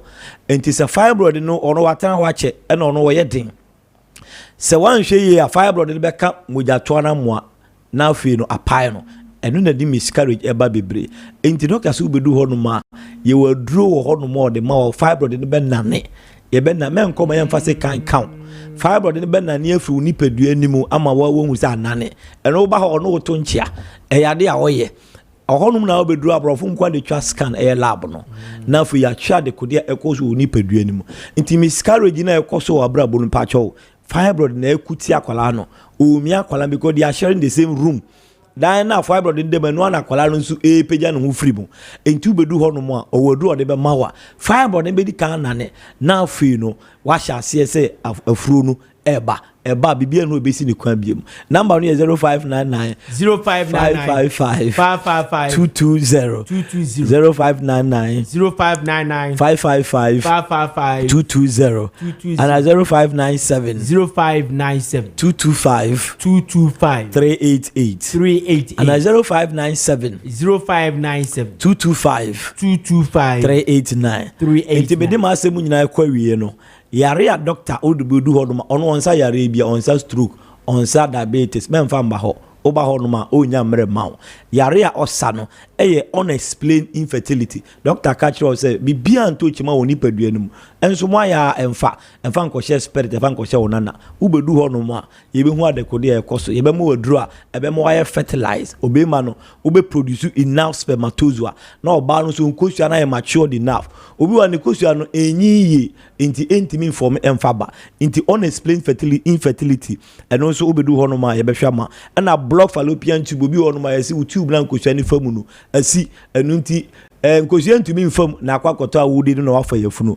na unsuccessful akwa IVF what you see ka bibri amfa ubedu hodoma ye kita 60% accuracy rate 60% ye no ni kanwa there's a 60% possibility say akwalaba beto yem entu bedu hodoma wako IVF na amfa memo obamumbu menko hye ho akonfo bra dream fertility ana wo fibroid ana wo cyst bi wo ni padua nu ana so wa wudie ni mu dreams de beti masasa yere na ma obi wa wanya miscarriage na obi ka che wanya miscarriage makomako 5 how ensise wo trase over dreams ya ensi bio enye spiritual there is a draw honoma ye de kanwa obefa ho afa oba no na irregular menstrual cycle sister ayini eba na atwa bi wo kra mba kra number na maka chiro 0599 555 220 0599 555 220 anase wo period pains ubu nsa this obi ate wonka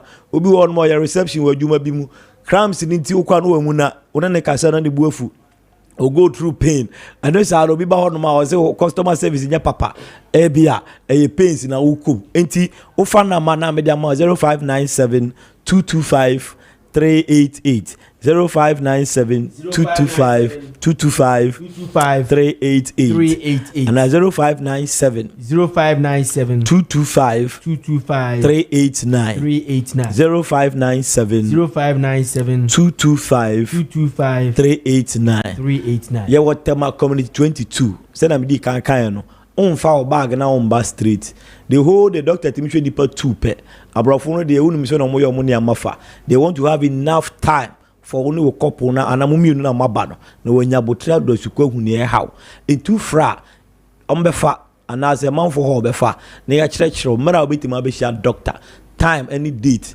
now fe no oba the whole day they be an ko apena doctor be hwe enti ofa number no a na doctor nyabote na wa hwama be man so na obe man ayemre o spermatozoa say wo form the fact is that wa wo pen en kire say untimi nya infertility problem we obe man o say ma wo pen me ni me ge bi nyim ye school time enti me dey me ye fertile no there are possibility say ochena kra bibi betimi asi ama awo ho kwan betimi ayede and the friend secondary infertility no wa wo pen but awo ho abaye de ama ubedu ho no mo a ni nyina to betwa spermatozoa na ene de ade eno ne nkwamwa na ewo sperm ni mu no nti nsuo na be ma hwie gu oba mu no ene ye friend sperm na semen but spermatozoa na ye mo na eswimu wo sperm ni mu nsuo ni yangopo nyansam no Moana to be straight, they have to walk through something. Then they can go to where they want to be. And this sperm now who know, and you know they come out man, you so now who know, and more be woman, come more be womb. I know the coach or banning coachia, na can't boom. Now fe amo ba na for your fruit nti obe ma bi wo ho no ma enkwamwa dodo e wo se o produce no enye enough so the fact is obe ma mu ye den doesn't mean say obeti ma nyimo ba the fact is otimi da oba so e bia 40 minutes you whatever minute you think you are better no it doesn't provide the strength so obeti ma nyimo ba you must produce enough obe ma bi wo no ma o ye 1 minute but he produce enough spermatozoa anti men fa no mbon wo safo ni say me dey be mum wode mitimi da oba so 1 hour ni ade ti me dey be ni problem no it is not true it is o yire enwa men fa nche o yire nko a oba nti na doctor ya opese mu mienu nyina mo ba na mutimi bedru na yahwe mu mienu nyina na emma madru na mo ho top nti me de na ma no tudwa last one na ma sorry number is 0599 0599 555 555 220 220 0599 0599 555 555 220 and 0597 0597 180 034 and 0597 225 388 and 0597 225 389 into your Otama community 22 Mr. Ziga, Nyamisha pa doc and do am education pa now we say obi o hono mo a we 1 minute 1 minute ma but owo ayi bebrebe yeah so the difference in say 1 minute no or wife no she will not be satisfied and satisfaction but when we talk about production 1 minute it is about the spermatozoa 1 minute baby and spermatozoa and you correct and your mama cha brand here Andy the big Andy 1 minute say 1 minute no but no will be there my mentia baby will be Andy me chia Andy bra dreams na ya ma that be make us ya ma go 15 minutes that be me na me chia ne keke all right that's a power dog that's yes the offer the foul boa offer yes to ball boa o ade ni na all right honorable Banahene a member of MPP communication a member of the communication directorate former MC, yes, Ababeka, and a former PC. Arabakwaba. Yaziga. Ibiabokode. Madika catches anybody. Adabakasi Bibia Boko no. Beshadan Bissau. Emra, no, was it yesterday? No, not yesterday. It's a day before yesterday. Jamestown was some way. I'm telling you, the whole Jamestown Ubutui. Penina Koye, one of the largest fishing harbor. Ewo Jamestown. Odododio say Jamestown Odododio right? So Odododio meba. Can you take Odododio? And confirm more yes I do say just to take the seat. Oh. Yes, so makwa. Who's Odododio na ye NPP once and NPP NDC budget, but they have NPP Timi NGBM up to now. So yes, more yes I do the entire area. Ziga, na maybe. Let me who. Papa be a wee na ade bi bebre o mesaka meka bi meka hwase ye bebe how whether we win or we lose Ghana mpuntu ene nkoso de since 1992 be sisa abre ya MPP aban ene make sure say timamufo enwa to yeah Mr. 40 na ho so independent beba haboyi if it is a 60s, then no pay improvement. In first one, bus one, mama MPP for whether they vote for MPP or they do not vote for MPP. Bama Ghana for, I'm a nam, I for, and I'm here for enhance protein and nipa. I Ghana for in your beard, every Juma, daycare center or home, and conformity to Marco school, and new more baby, and you're about to one quantity, Nedim Puntuba. And you could only say, what is written is written. What is Dr. Muhammad Baumia? Yanko Punti. O say to yam kasi nti. Oba wi na ba no. O de ko. Asantima mu ti say. Afa. O de ko. Then I'm asking who fra asantima mu be hot to say. Oh, me say Euphoria so Dr. Mamudu Bamia de ko. Na de na me kasa asantima mu ti say Euphoria ho asem na waka. Etu ba obi aka nsensi baby a. Oh, ka de say free odmon kon ba de aka ba wias. De bi say okwam. Me pija. Etinowo ebira ye wo mu die if you start time ya ko 7 December bibi obia ya bato ho nkomodie minimisa abato ho nkomodie tu bisa sasa bi de ma dwere em se obo bisa politics no. All right, Maakye Appiah Kubi na doctor, your running mate. In fact, how do you see him? Because Nkofo Fize Dr. Mahmoud Baumia de buy just to make sure say Ashanti region be solidify bo base or buy share sabus na eba montina and Nkofo say strategy is taking the bullet for Dr. Mahmoud Baumia for Baumia to campaign. See the beya and the campaign no better. No, not take ye fene say the bullet no. The style of a running mate no. Yeah, what the word supporting you. No, I'm asking you so uni say. Napoe fantastic. Obia on the support the style of the supporting you. And I don't him say 1 million ways a team to win amba. I call Crojen Naponia campaign one Guzua, hoye. And some of us walker, Madu Donity, Netoma Gibu. And an Apo Eka. Actually, but no Mabuani refi. No Kaye. Young got to about Manapo. I got to about Dr. Mamadou Baubia. It is our custom. That's a grofo between sorry to do who they know here. Okasam ni amfa ni obi anka ho hwe ne je se wonka ho o kama manfo timi so le bobo hu de hu hia papa to onko so anyira djuma se ne sitie campaign ni onu ko na ye untimi yebi Dr. Mahmoud Baumia yiri yebi Dr. Baumia yebi na po yiri su yebi e mampani so e yebi mampani ku for class tifi onu su yebi anti se ya no wa ko antu anaka etini kro mu ne se obi a ye de se ne sitie Magana Fontini Mabiase, a Ghana 40 sign in Manasia. They will give the mandate to Dr. Mahmoud Baumia. Now, Dr. Mahmoud Baumia Ba, and new maybe running the boss ye, Niaka Quemwa, or Montimia, no one is here, come on, but become a manabua. Modify 76% in 2016, then 72% in Ashanti region, 76 to 74%. So, my drop 2% in Ashanti region. Now, Maakye Appiah Kubi doctor, I will say, you make sure that MPP gets 82%. Is it feasible? Bet me I agree because you says I didn't be here. O say to you, Kessben Makwaya, Santama beto abano.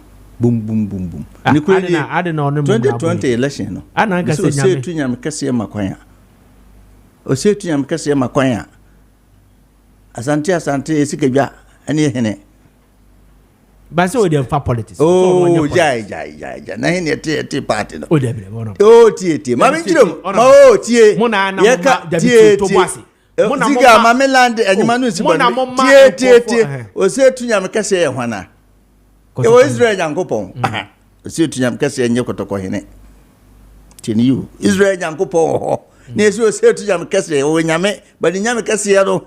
Eno na enya nkropon ya na santima mu de eduru sadema mu a e ga ose tu nyam kese ye ka kese no a anyam nim nyina ne oso no ma nema eba eno wasam na ye kan to bi on tia se nyima no nsibone ye ka ose tu nyam kese ye ka okropon na nkasa de seso no e makwan a e beto mamecho 2020 abato eto ye no enipa bebiri register o mu kurumba no mtenkran the covid election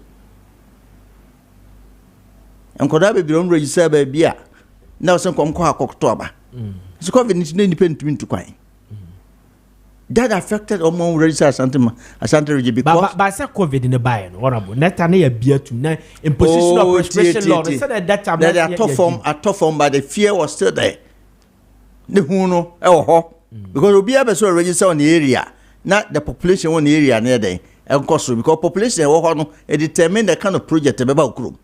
That is the reality.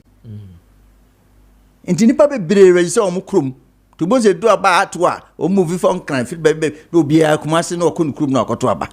But that time so covid asi. O traka mo eso kata hwene winim so obetime nya bia na ase den. Inti ekọ ye bie kwan no so ye nkoto aba na so hu no ye den. O ma ba nkoto aba obreko a ofi so obetime nya yare aba fie kina. Ene affect ye. Enuma bebre na MPP aban bae wasantememu abomodin aye na me kase ye partner to that na communication no form and we have taken the time to explain to people amtia mamiche ye nkoda na ye nyini no nipa ka kreb na secondary school santini ba bia be so onyiska be so tukwan ko bruchiri we invest ko boko bruchi akopra today is not like that ko da bia ko school ni bitimi akenka wiemfo ba epija Tabana ya me atia za santeman o yen ye die na de ankoda ne ya odia omom die jade ne de nkoda ne ya janmo de o baba sante a ne ma me le koton tomatoes oton toma oton mponche oton koko ade hwe ne ma o ware a yese o kwa fa ade ebra fie fa japade ebra fie. It was not about buildings ye nipa adomo banti oba na otena yese fa odwan koma wukunu no but dwan nti ne manu a omoye ne dachi adedam ko twa om school fees. Now if we want to quantify these fees, say 1,000 cedis a term, 3,000 cedis a year multiplied by 3, it's 9,000 Ghana cedis. So are we still on the 82% in Ashanti region? And new ma de beko. And new ma de beko. But that 2020 now a free senior high school now. No, hona make catch us. But you dropped one major. And even the Eastern region, your second stronghold, Eastern region, you also dropped for 4%. And I say one major thing amount for here. Because there was COVID. Na man for register man o mukrum but om yejma on kan yejma takrade yejma okumase no be faka kokotna kan no nim what may happen. Tinipan do no a anko to aba. But this time people go and vote because yen ko to majo mama. One to aba pa o man this chance. No me did the attempt. As a party will Kumasi Ashanti region. Oh, e be de na in fie 9 COVID aba. Ukraine talk aba. And they Kumasi Journey yedi. So we ko fad your macra now de ba. First ke be di 1 month. It takes 3 months because Ukraine for talk. So you have to go through. You have to go around. Za. Enti nyoma ne man tamwa. Obi ahwe obi kasa adwen ba ye kirikirem. Ammanfo atiase. Ndi fisa abria go September ending. Wa be hunu say abano Dr. Mahmoud na apathy na say but Ashanti region mo on tokwa because the apathy is there whether you like it or not and the apathy is there aside that alanchamates factor the cheddar factor nini na ka ho bi masa nini na ka ho bi and it wouldn't be easy masa for you to get yentio safane fanka yema baby phone fa me fankodi you see ana me ba say I don't want to mention names alan factor wo hen ala nya baby ni oba obi akwa ba odwane ye no da ba ala oka ho bi ono nya baby ni oba be fe de tie ndi u fi se amanfo nim se bone na ba nkrofo trim bone na ba ti amanfo buafu wo ba Ashanti region nim se nkrofo bufu afu no afu han hwe omom kodi a kire nyina ya kire mama bibiri atia so bia san ba kakra bi na benya omo a wo boys om di nkrofo jom se nkrofo sika na om de ko ye gibiedi onabo ejibiedi sika na om de ko ya omfa mebua party no za time ye ejibiedi honorable do you please say me can alanchamache ka so ye work for the thousands they will go and take the money and support that how many say want to be win it 10 years how can he become a president without parliamentarians how many say want to be win it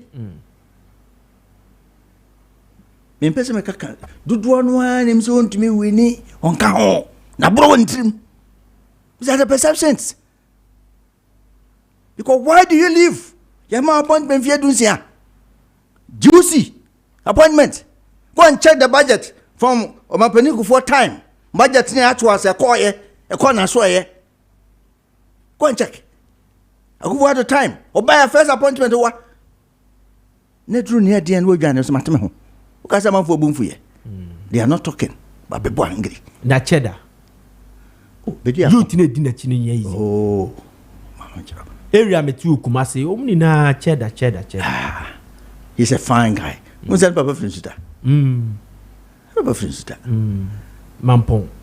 Yamampong. Mampong Suta, okay. And come on, yeah. Can Suta, Mampong, and home Suta, or Casa, I'm here for Matthias. And the crew say, yeah, got to a bar, ye pay to me. Subsabitino, or Combas, Auntie, Omunia in your Modayo. Who do you clear all? Tiapawasam, who ideas be, and implementable. Bema fans, because who is cat? Can so high you say, what would you say? There was who is cat? Boys, since you're Tiguma. You may be ready. When it's time to vote, never said 2 minutes by beer. I didn't put to any cost one year, dear. About Santman, Ghana, my neighbor can be asked for who's a Ghana or anymore. They will show where the power lies. We have a few minutes. That is good. Galamsey and the more coffin. And fire and coffin. Me. A binary. Oh, the credit about copy. Oh, Galamsey. Ziga. We lose to fight, no. Obia, Becca said, be a man in Yagane. So we lose to fight. Tea. Honorable. Tea. Who now cast us with Ziga tea. Galamsey, dear. Obia him saying yet. Obia Becca said Galamsey be a no bois. By yes, my Dr. Mahmoud Baumia says, and sorrow for being so at him. You tag for at him. A benedy and no, also. Hey, I know. Debbie, Bible school way. Or just is a bishop. Bible school way. Oh, please, Debbie. Oh, me Busa also say. Why you're chairman of the board of trustees of the Gospel Church International. Gospel Church International. Gospel Church near him. Oh, and here the Pentecostal, Nasa charismatic, charismatic. Gospel Church. Charismatic, Pentecostal. The bottom line is that we're a reverend minister or a bishop. Baby buy and we have Nam Castle here. I did done and Sabi. Now I know that I can't dear. What I am for now no more. No Galamsey and the oh, be Busasam. Well, been some now or canoe. Pork ratchet or cratter, baby away idea or Boabasso. Then you 1 year, no chewing. My Musas and I saw them. I turn you from one or I turn him from one and oh. No, you Galamsey, no, I saw them all. Puppet no honor drew. And your bonnet, say so for any gun and penny for a can be a SCA M1 minor. But the platform is wrong. One can yamias and back crowd. In any case, she see a car and him for to Galano. Him for to Galano. Yes, I saw from Gaho. A do say about for the moon invite to home. Tight no muntia, often no muntia. I didn't yet. Him for cry na ama kwan ante bi no o tietete o zigamsi him for na ama kwan kra nti ama obi tu nsu akopesika ha no it's not coming from the church.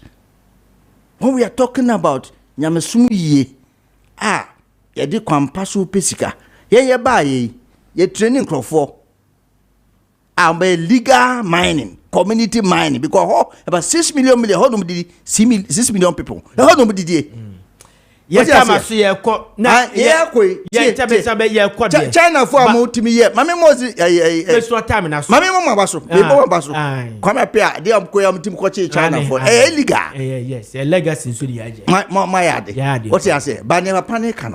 Menen in Yagi, or Mam Tan, Menen in Yagi, and the church of Crawford was sorry, them say, a quampire pass of face canoe, a say, Omunion to say, so be a galamsey to say, and yet, we just can't be announced a cacra. And this beggarams, on demonstration, I'm watching. I mean, when in Tia, Mompenda than one answer account, or no source of Ghana for Cheney refi. I said, don't get on one a car say, as Bishi, you know, and a mere ye, or more, or Monka Hoede, if him. None ya no can you. A dream was there, Benjamin. At the idea never say, easy person this year, and what Babasa Munko Namu him. None ye and family and ye in film. Fabra wuni ne woye. Me tu Ghana for mrante no ba wafo. Wo mo a mpanifo bi kwose baabie na ma police fo na soja fo abo mo man. Na ma ka kire se mo konko demonstration. Eho e security zone. So okọ no ahwe yie na bibi ye wa. Wo do hawo abra o ma no baba. Omo do mo matu kwan. Omo mani ha. All right. Dima mu ntie omo. De duru a mo a mo hwe ne mo pe na mo kwankwe na mo freeze ne high. Ene ne ma ni nyina jo mama ono o se enye yie. Otra hanu ma ye ne de baba bia se ye mi de ba me ni sei ye de we ba sim ba me ni sei unya mfie na ene fa onya hu. Okay, Bedamo Asipi. Ye called na Joe Laka, the legend, the award winner. Say Joe Laka at the sponsor the free and at the Boati studio at the Abreye. Ye better chairman of the board of trustees of the Full Gospel Church International, Bishop Dr. Samuel Noy New Noy Mensa Ase. After Mr. Samuel Appiah Sapon and the church on 70 na de mame. Okuchini na dugu krataswa. Meso the presentation at the mamo. After the big Andy and a technical production no. And after pages as a streaming program at the Bray. Honorable Banahine. Okay, Honorable Banahine so babeka yensa. Wababeka MPP asem was say dear MPP be win election no. They will get 82% in Ashanti region. O say to nyameke sinti. Afa fifi ka hu bi and a streaming program no. Okay, ya from Nana from Pon Ziga ametramu Emma Kwame Appiah Kubi. Dami ya adum watchna ye bese share bi. Bye bye.